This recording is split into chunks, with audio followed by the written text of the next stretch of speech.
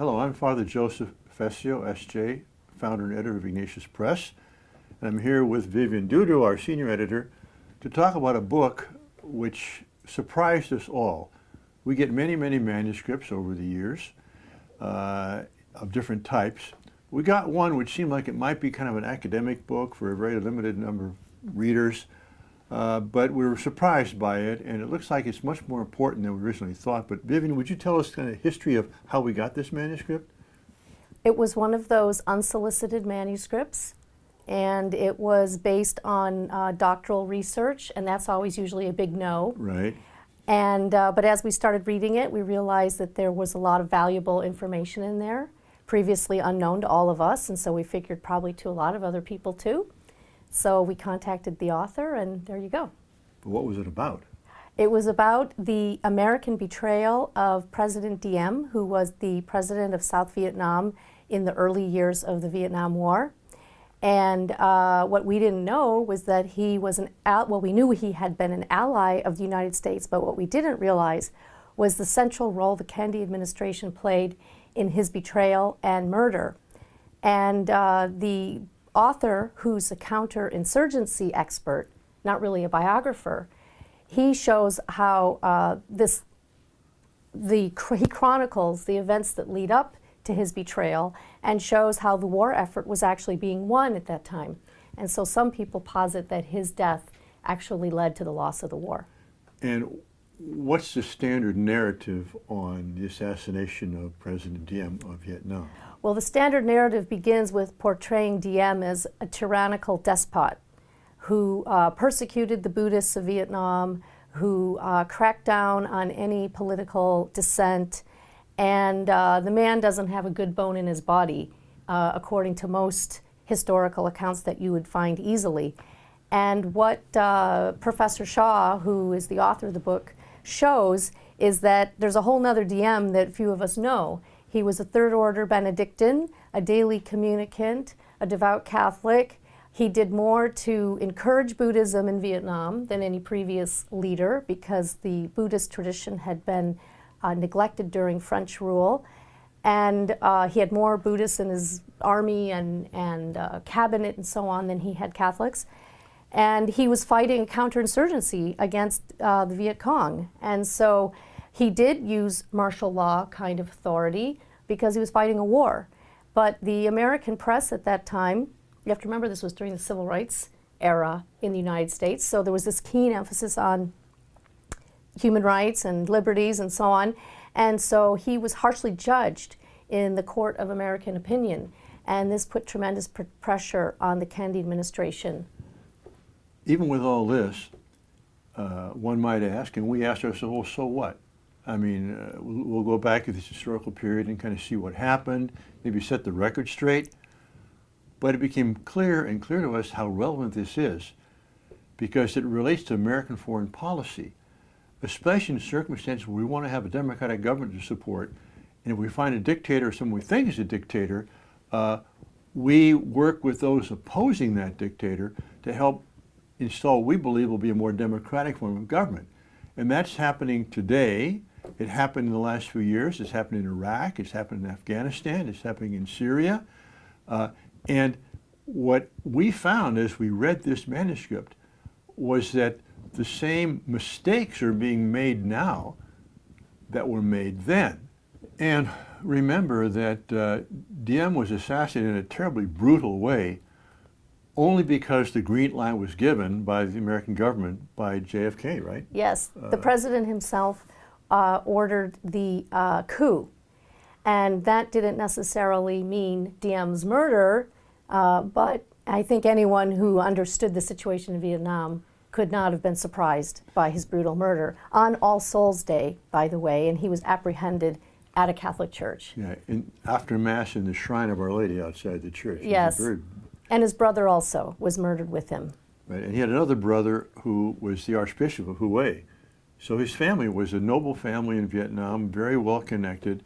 And you know, Vietnam is a long, thin country, going from north to south, and on its western border you have Laos, which is also long, somewhat thin, and is connected to China.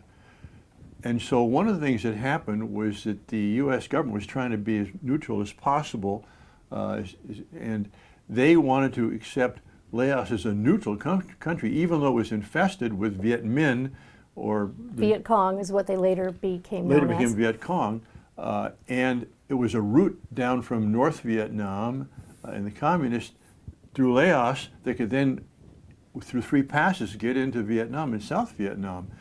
And so This, by the way, is the Ho Chi Minh Trail, which I'm sure many listeners and readers will recall that term. And so, first of all, President Diem was very upset that this the United States should recognize Laos as a neutral, and it's being used basically as a supply line for these rebel troops coming in, guerrilla troops, to stir up dissent and confusion in the people. And so, of course, Diem had to be somewhat autocratic because he was fighting a war, as Vivian says, and there were, what do the communists try and do but try and incite revolution and rebellion and dissatisfaction? But the fact is, from all the research this man did, Diem was very, very popular with the people. He'd go out into the countryside. He had a plan called the Secure Hamlet. Strategic Hamlet Program. Secure Hamlet or strategic? Strategic Hamlet Hamlet Program. Because what the Viet Cong would do was they'd come and infiltrate all these villages and turn the people against the legitimate government and trying to impose communism. Well, Diem's view was, if we can have these hamlets, these small villages, secure and link a network of them, that will be a way of overcoming this incursion we're having from North Vietnam. And also, he felt, and rightly so, that the best way to protect these hamlets was not to have a foreign army there, because then you're subject to the objection, oh, you people are just oppressed by a foreign... You're a puppet of a foreign government. You're a puppet of a foreign government. So he wanted police forces in there made up of local people with support from American and foreign troops to set this up, but to leave the maintenance of these hamlets to local police forces that were trained properly by Americans and others. And which, by the way, would lead to authentic democratic government. Exactly. In other words, if these villages were to become self-governing, their own defense systems and so on, that would become the practice of democracy on the local level. So it's not as though the Diem government was contra democracy. It's just they wanted to have it grow organically through different methods from what the U.S. government was insisting upon. So that's a good segue into the point you made before, Father, about American foreign policy continuing this pattern of thinking that we can change a country by, first of all, getting rid of the top guy and sending in a foreign army.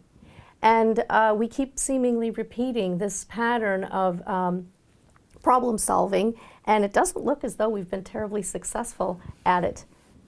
No, and I will admit that Muammar Gaddafi and Saddam Hussein and Bashar al-Assad are not daily communicant Catholics like President Diem was. Not at all. But here we had a leader who was truly a noble man, well beloved by his people, well connected. He'd been heavily involved in the independence of Vietnam. It was From French rule. From French rule and French Indochina. And so he was greatly respected by his people. But with these incursions of the guerrilla forces from the Viet Cong, I mean, he had to be a strong man too. But he didn't do executions, mass executions, or those kinds of things you hear about from these other dictators. So really, when you realize who he was and what he did, I mean, he's really, ought to be up for canonization. I mean, as a great Catholic and a great leader. A Catholic statesman. And ironically, his Catholic side is what made Kennedy, in the end, pull the rug out from under him, because President Kennedy, as a Catholic, had difficult time proving to the American people that he wasn't being governed by his faith in his decisions. And Diem's Catholic faith was being used to convince Kennedy that if he were in support of an autocratic Catholic leader, that people would assume he'd turned a blind eye because of the Catholic faith. And so it's a really terrible tragedy that happened. And interestingly enough, Kennedy, a few months later, was assassinated himself. And so it reads, you learn history, you learn military strategy, you learn this human drama, this sweeping sort of epic human drama of events with tragic endings. And so it's a good read. Right, and you also learn about some really heroic Americans that you can be proud of. Frederick Nolting The ambassador to was the Vietnam. ambassador. He got there in May 9th, I think, in 1961. He understood Southeast Asia. He understood Diem. He understood American politics, and he continually tried to support Diem, but he was countered in Washington, D.C. by this group of people around Kennedy who were concerned about Diem being a Catholic, concerned about it not being a totally democratic rule. And so Nolting was unsuccessful, but when you read about all he did, flying to Washington, D.C., you know, for special meetings, talking to others, inviting people to Vietnam, it was really a heroic life he lived, trying to do the right thing. And what was the result of this horrible mistake in foreign policy? 10 years of war that tore up the United States of America. Well, we've never been the same after that war. That's right. And how many lost their lives in that war? 50,000 American Lost their casualties. lives.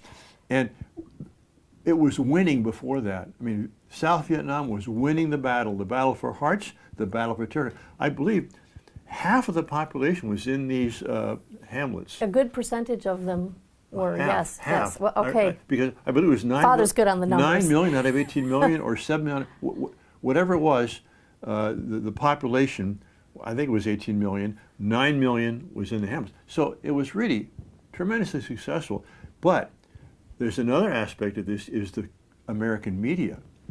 You see, they were the ones Yes. that filtered the story. They had people that were journalists in Vietnam that talked to other journalists. They did not go out in the countryside like Diem did. They talked to the people in the In cities. Saigon, mostly. In They were Saigon. In a hotel, yeah. So that's anyway, so you see what happens. We get this huge manuscript. Seems like it's only of historical interest based on a doctoral thesis or doctoral work. We begin reading it and we realize this is an important book. It's an important book, first of all, to set the record straight for a wonderful Catholic statesman, but even more so for reflecting on what our policy should be now and going forward for the good of our country, but also for the good of these other countries we're trying to support. which is why we've gotten some fine endorsements. For Yes. example, Admiral Poindexter Yep. and a man who served in the National Security Council during that time. And it was really gratifying to see, because we thought we were sort of going out on a limb. Father Shaw, it's been gratifying to see some fine men say that this is a Yes, good Father book. Shaw, we sent the manuscript to him to get an endorsement. He actually wrote such a long endorsement, we made it the preface of the book. It's so beautiful.